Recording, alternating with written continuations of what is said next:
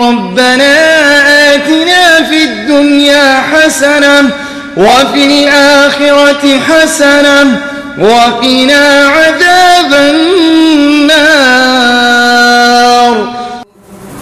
वरहमतुल्लाहि वबरकातुहू। आज हमारे बीच हमारे मुअज़्ज़िज़ मेहमान खुसूसी जनाब सरफराज आलम साहब, जो हमारे साबिक MP हैं और पूर्व बिहार सरकार के मंत्री भी हैं, रह चुके हैं, और हमारे बीच आप लोगों को अगर नहीं देखे होंगे चेहरा तो आज देख लीजिए। आपके बीच आपका MLA प्रत्याशी 2020 में जो चुनाव लड़ा राजद की टिकट पर, वो अविनाश मंगलम जी भी आपके सामने मौजूद है।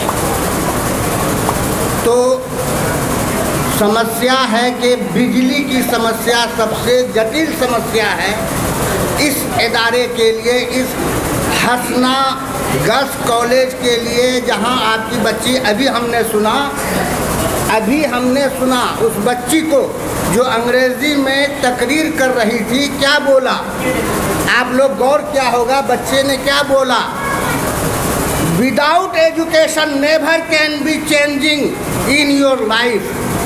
बगैर शिक्षा के आपके जीवन में बदलाव आ ही नहीं सकता है और सही जिंदगी आप जी नहीं सकते।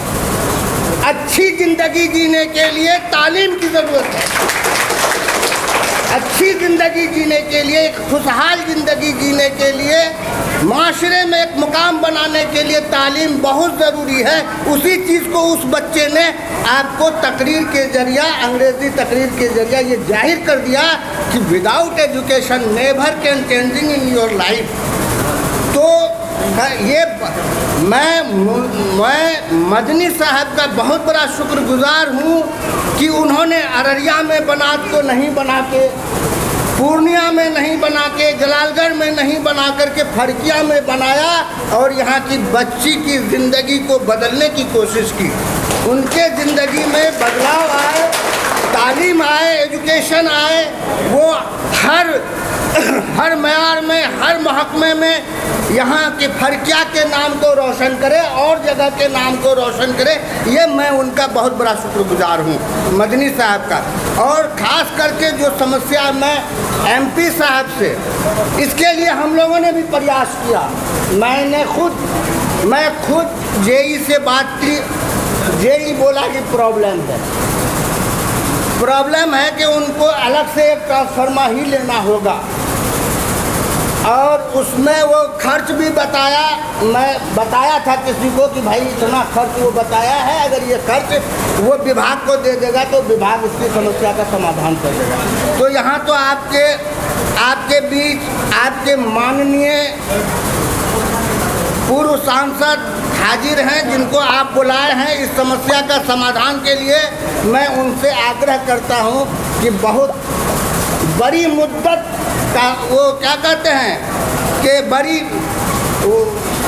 जो बेलूरी पैदा होती है, वो एक शेर है जिसको मैं भूल रहा हूं, हजारों साल नरगिस अपनी बेलूरी पे रोती है, बड़ी मुद्दत से होता है चमन में दीदावर पैदा, बड़ी मुश्किल से होता है चमन में दीदावर पैदा।